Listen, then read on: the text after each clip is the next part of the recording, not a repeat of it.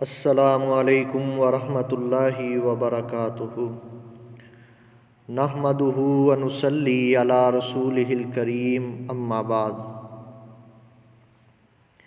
معزز طلباء و طالبات، آج کے سبق میں ہم انشاءاللہ نماز کی جو سنتیں ہیں اس حوالے سے بات کریں گے۔ پہلے یہ یاد رکھیں کہ اللہ تعالیٰ نے دن اور رات میں ہمارے اوپر 5 نمازیں فرض کی ہیں۔ ان کے علاوہ جتنی بھی نمازیں ہیں وہ باقی ساری نوافل کے اندر آتی ہیں۔ پہلے نمبر پہ فجر کی نماز، اس کے 2 فرض ہیں۔ ظہر کی نماز، اس کے 4 فرض ہیں۔ عصر کی نماز کے بھی 4 فرض ہیں۔ مغرب کی نماز کے 3 فرض ہیں اور عشاء کی نماز کے 4 فرض ہیں۔ اب ہم بات کرتے ہیں سنتوں کے حوالے سے۔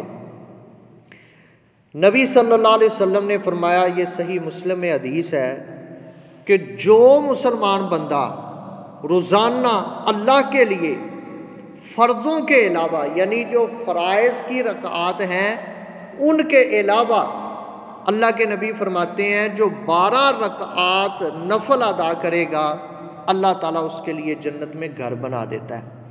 پھر ان کی تفصیل ہے، سنن ترمذی میں سیدہ ام حبیبہ رضی اللہ عنہا بیان کرتی ہیں کہ وہ 12 رکعتیں کون سی ہیں۔ آپ فرماتی ہیں کہ نبی صلی اللہ علیہ وسلم نے فرمایا کہ 4 رکعتیں ظہر سے پہلے اور 2 رکعتیں ظہر کے بعد پڑھنی ہیں۔ 4 اور 2 6 ہو گئیں۔ پھر 2 رکعتیں مغرب کے بعد پڑھنی ہیں، 6 اور 2 8 ہو گئیں۔ پھر 2 رکعتیں عشاء کی نماز کے بعد پڑھنی ہیں، 8 اور 2 10۔ اور 2 رکعتیں فجر کی نماز سے، یعنی فجر کے فرائض سے پہلے پڑھنی ہے۔ یہ ہیں 12 رکعتیں۔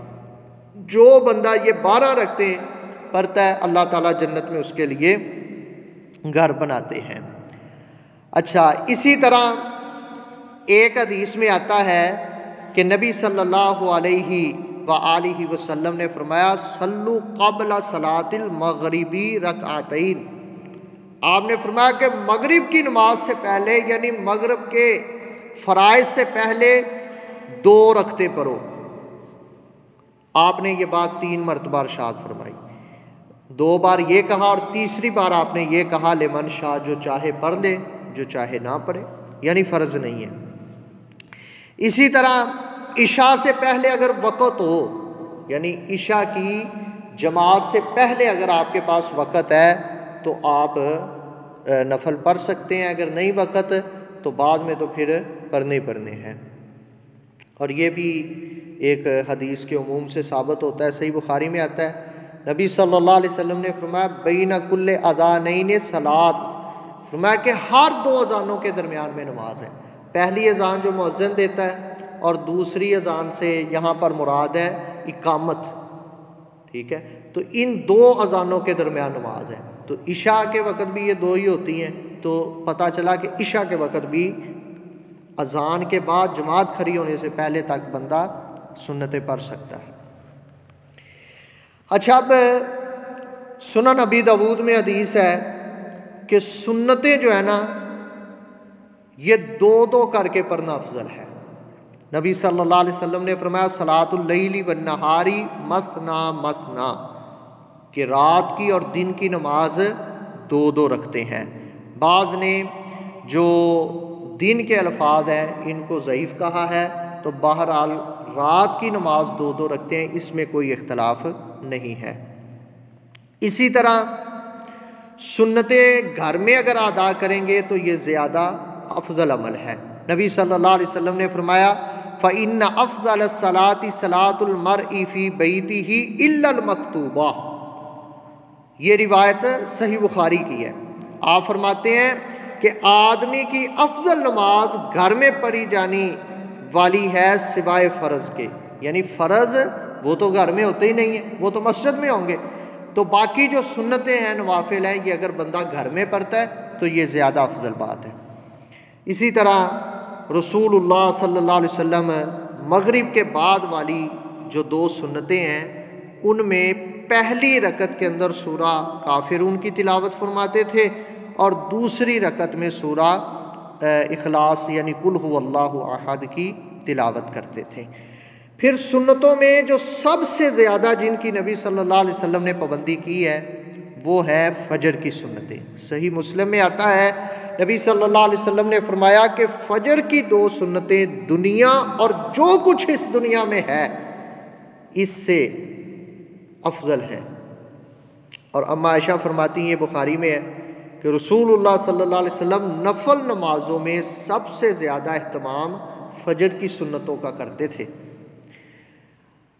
اور اسی طرح اما عائشہ رضی اللہ تعالی عنہا سے روایت ہے صحیح بخاری کتاب التہجد میں کہ نبی صلی اللہ علیہ وسلم فجر کی اذان اور اقامت کے درمیان 2 رکعتیں پڑھتے تھے، اور اللہ کے رسول ان کو چھوڑتے نہیں تھے، یعنی سفر میں بھی پڑھتے تھے اور حضر میں بھی پڑھتے تھے، یعنی حالت سفر میں بھی آپ نے جہاں پر نماز قصر ہو جاتی ہے آپ وہاں پر فجر کی 2 سنتیں نہیں چھوڑتے تھے۔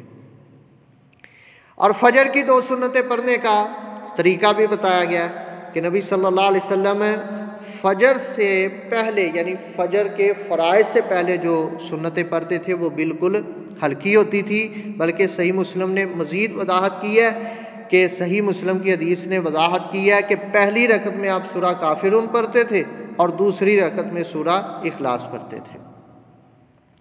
اور اس کے بعد نبی صلی اللہ علیہ وسلم کا یہ معمول تھا کہ نبی صلی اللہ علیہ وسلم فجر کی 2 سنتیں پڑھ کے تو اپنی دائیں کروٹ لیٹ جاتے، بس اوقات کو بات کر لیتے یا لیٹ جاتے تھے۔ اچھا، اب ہمارے معاشرے میں یہ مسئلہ بڑا عام ہے جی، فجر کی جو 2 سنتیں ہیں نا یہ جماعت بھی ہو رہی ہو نا تب بھی پڑھنی چاہیے۔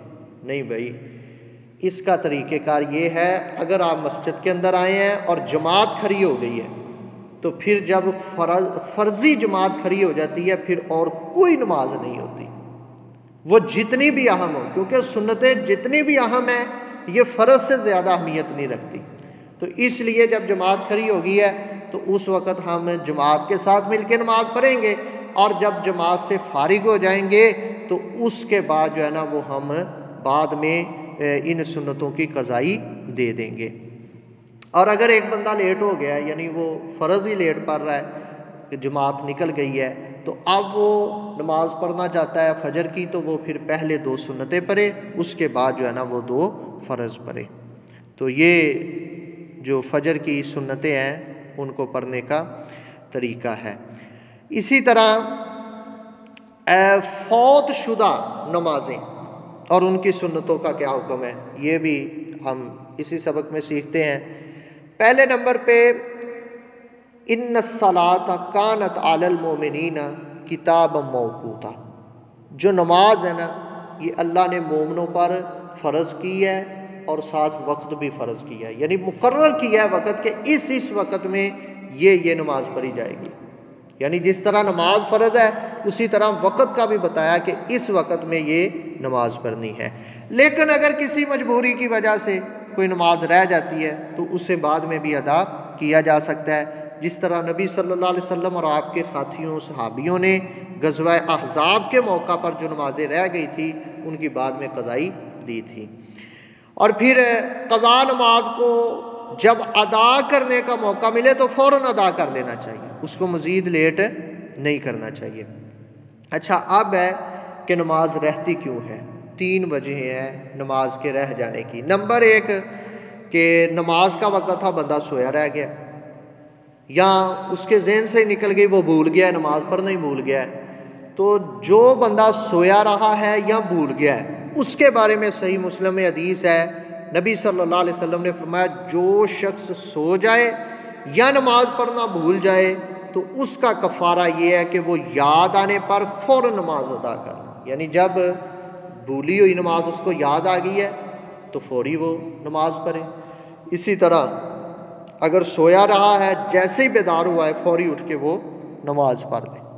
اور تیسری وجہ ہوتی ہے جان بوجھ کر چھوڑنا، تو جو نمازیں جان بوجھ کر چھوڑی ہیں ان کی اب اللہ تعالیٰ سے معافی مانگنی چاہیے، پکی سچی توبہ کرنی چاہیے۔ وہ توبہ کے علاوہ کوئی ایسا عمل نہیں ہے جس سے وہ معافی مل سکتی ہو۔ اور اسی طرح قضا نمازوں کی جو سنتیں ہیں وہ بھی اگر ادا کرنا چاہیں تو کر سکتے ہیں، اگر نہ بھی ادا کریں تو کوئی حرج نہیں ہے۔ بہتر یہی ہے کہ ادا کی جائیں، اگر نہیں بھی کوئی ادا کرتا تو کم از کم فرائض لازمی ادا کر لیں، اس کے بغیر گزارا نہیں ہوگا۔ بعض ہمارے ہاں ایک مسئلہ مشہور ہے کہ جس بندے نے سستی کی وجہ سے کئی سال تک نماز نہیں پڑھی اور پھر اللہ نے اس کو ہدایت دی اور اس نے نمازیں شروع کر دی ہیں، اب وہ جو اس کی پچھلی عمر ہے، مثلاً ایک بندہ 10 سال سے بے نمازی ہے، 15 سال سے 20 سال سے بے نمازی ہے، تو اب اس کی سابقہ نمازوں کا کیا بنے گا؟ تو اس کے لیے لوگوں نے خود ہی ایک طریقہ ایجاد کیا ہوا ہے کہ وہ کیا کرے، قضائے عمری دے دے۔ ٹھیک ہے، قضائے عمری۔ اب قضائے عمری کیا ہے؟ وہ کہتے ہیں کہ ہر نماز کے ساتھ جو ہے نا وہ ایک ایک نماز ادا کرتا رہے۔ ایک تو طریقہ یہ ہے، دوسرا طریقہ یہ ایجاد کیا انہوں نے کہ رمضان کا جو آخری جمعہ ہے نا، آخری جمعے کی نماز کے بعد سابقہ فجر کی چھوڑی ہوئی تمام نمازوں کی طرف سے ایک فجر پڑھ لیں، ظہر کی چھوڑی ہوئی تمام نمازوں کی طرف سے ایک ظہر، اور اسی طرح دیگر نمازیں بھی، یعنی عصر کی جگہ پہ عصر کی نماز پڑھ لے، مغرب اور عشاء کی جو چھوڑی ہوئی نمازوں کی جگہ پہ ایک ایک مغرب اور ایک ایک عشاء پڑھ لے۔ اس طرح وہ ایک ہی دن میں پوری پچھلی سابقہ زندگی کی قضائی دے لے گا۔ تو یہ طریقہ بالکل اللہ کے رسول صلی اللہ علیہ وسلم سے ثابت نہیں ہے، بلکہ نبی صلی اللہ علیہ وسلم نے تو اتنی رخصت دی ہے۔ آپ دیکھیں نا، جو عورت حائضہ ہو گئی ہے یا اس کو نفاس کا خون آ گیا ہے، تو اب وہ حیض جو 6-7 دن رہتا ہے اس کی نمازیں آپ نے دوبارہ لوٹانے کا حکم نہیں دیا۔ اسی طرح نفاس جس کا خون غالباً جو ہے نا 40 دن یا اس سے کم دن تک رہتا ہے، اس کی نمازیں آپ نے دوبارہ لوٹانے کا حکم نہیں دیا۔ تو یہ کیسے، جس کی بیچارے کی 15-20 سال کی رہ گئی ہیں، اس کو دوبارہ نمازیں پڑھنے کا حکم کہاں سے آ گیا؟ تو یہ اللہ اور اس کے رسول سے ثابت نہیں ہے، یہ لوگوں نے خود ہی بنایا ہوا طریقہ ہے۔ بہرحال جس کی 10-15 سال کی نمازیں رہتی ہیں، اب اللہ نے اس کو ہدایت دی ہے تو وہ اب سے پابندی کے ساتھ نمازیں پڑھے، پچھلی نمازوں کی اللہ تعالیٰ سے معافی مانگے، انشاءاللہ اللہ تعالیٰ اپنی رحمت سے معاف کریں گے۔